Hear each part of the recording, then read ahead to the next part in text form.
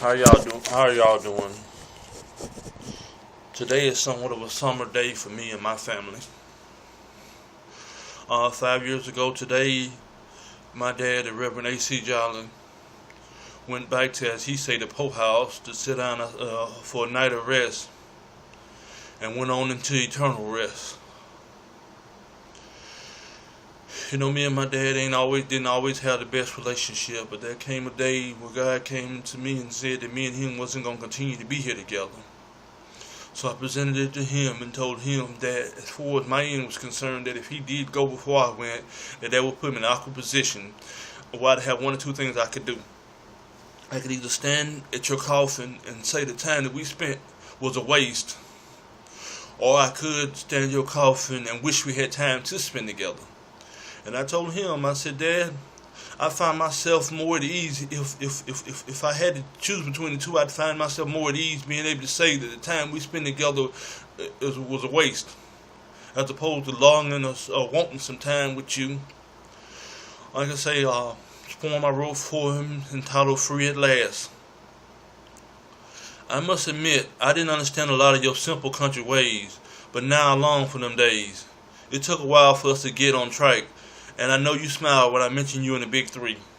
You spent most of my life out my life, but gone and rest, because you taught me everything I needed to know about life before you left my life.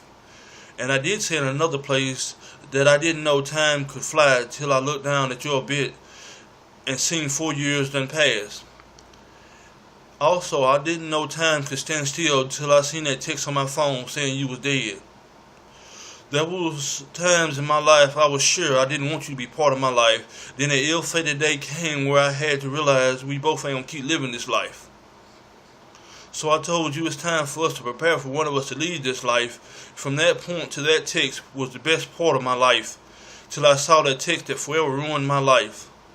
I didn't catch it at first, but your statement was a request that I'll gladly honor, not to forget one of the best parts of my life, you.